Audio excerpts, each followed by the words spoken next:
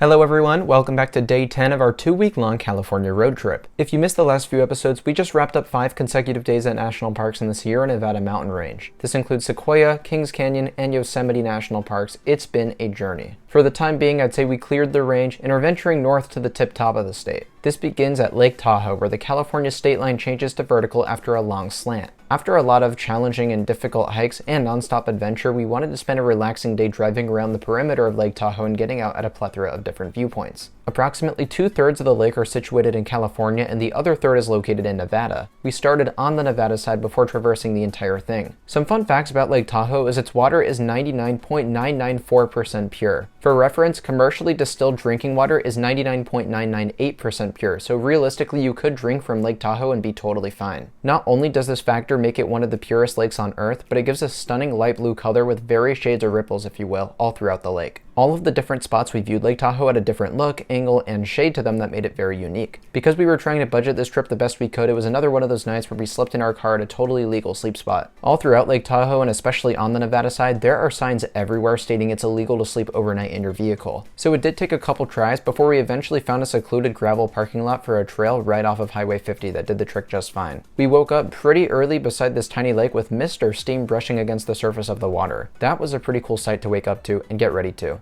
In no time, we begun driving around the perimeter of Lake Tahoe, passing under Cave Rock. Apparently there's a way to get to the top of Cave Rock, but we didn't see any trails off the side of the road. What we did see was a pull-off for Logan Shoals Vista Point, which is our first experience seeing the lake on foot. While the views weren't as good as many other places we'd see during our visit, it still gave us an idea of what the lake looks like, and we also enjoyed seeing the snow-capped mountains way out in the distance. Though the hills without the snow surrounding the lake to the right were stunning as well. A cool spot to rock hop right along the lake or just chill on a beach is Sand Harbor. This is a Nevada state park and features well-maintained walkways, restrooms, and stunning views. It was a nice place to hang out watching various ducks on the water, and we also saw a lot of chipmunks at this park, though they moved so fast that I wasn't able to get any video. We then drove onto our next spot, the Stateline Fire Lookout Trail. This 1.5-mile loop has an elevation gain of 300 feet, so it was a little bit exhausting, but nothing difficult by any means. Oddly enough, the trail appeared to be in an abandoned condition to me, since there's not really anywhere to park and all the signage is in pretty rough condition. These views of Lake Tahoe are the best we've seen so far and probably the best we're going to get today, but ironically it's on a trail that almost seems to be abandoned. You can still easily access it by foot, but you can't park anywhere really close to it. You have to park along the road down there and then climb all the way up here. It's interesting to see that,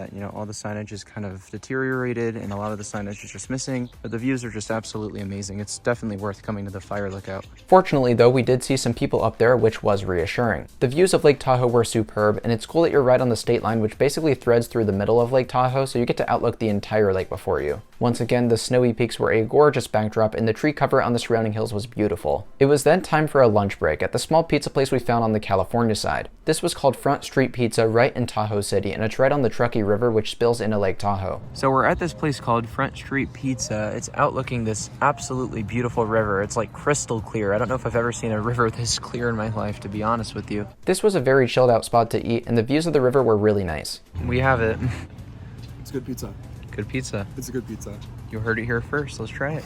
Well, the pizza was an energy boost. We're gonna go burn it all off at Emerald Bay State Park. On our way to Emerald Bay State Park, which was supposed to be our final spot around the perimeter of the lake, we noticed a volcanic plug called Eagle Rock, and this time there was a trail to hike it right alongside the road. This was a simple 0.7-mile out and back trail with 240 feet of elevation gain. The trail is easy and gives spectacular views of the surrounding foliage before reaching the top of Eagle Rock. This was our favorite view of Lake Tahoe, as you get a wide angle of the lake and the trees right up against it are stunning. Last but certainly not least, we were off to Emerald Bay State Park, the most popular spot along Lake Tahoe. The roads around here were by far the most scenic, not just because of the lake, but because this seemed to be the area that had the highest concentration of snow on its mountains and hills. Right up against the parking area, there's a good bit of granite peaks that you can actually hike into with a permit. I just really couldn't believe we were still in Lake Tahoe. It was quite of a different scenery. The first thing we did here was hike to Upper Eagle Falls, which has no correlation with Eagle Rock, they just so happen to be located close by. There's an upper and lower level, with the upper being accessed by a nicely maintained half-mile trail. While the fall is not very big, it is pretty, dumping into a creek that heads towards Lake Tahoe. The lower falls can be found across the road from the trail to the upper falls as it cascades down into the lake. Now, we were only able to see it from the top, and until writing the script had no idea that you could hike to the base of the 140-foot tall waterfall. And it's a shame because it actually looks like a pretty impressive waterfall for the area, but it's something to be excited about when I return eventually. The main focal point of Emerald Bay State Park is the emerald green watercolor that was a lot more prominent in person than in video. You also outlook Fannette Island, which reminded me a lot of Wizard Island at Crater Lake National Park in Oregon. One day when I returned to Emerald Bay State Park, there's definitely some things I'd like to make it a point to do here. There's that hike to the bottom of Eagle Falls, there's a Vikings home which is said to be the finest piece of Scandinavian architecture in the US. That's kind of random, but hey, it looks interesting. I'd also like to hike into the mountain wilderness even if it weren't for very long. Emerald Bay State Park clearly offers the most recreational opportunity of any other spot alongside the perimeter of Lake Tahoe. It's for that reason that I'd encourage a visit when you go to Lake Tahoe. Just be sure to do your research better than I did. I think in general, May was not the best time to visit the area. Skiing wasn't really in session, none of the gondolas were running, and they also have this alpine roller coaster that I'd like to try that doesn't open until June. But for the time being, I still have to say Lake Tahoe is one of the most beautiful lakes on the North American continent, at least from what I've seen. It was great to be able to just take our time and relax because this is a prime spot to do so. With that being said, I hope you all enjoyed the video. If you did, be sure to give me a like and subscribe so that you don't miss day 11 of the road trip when it drops in just a few days. Thank you all so much for watching, and I'll see you very soon. Bye guys.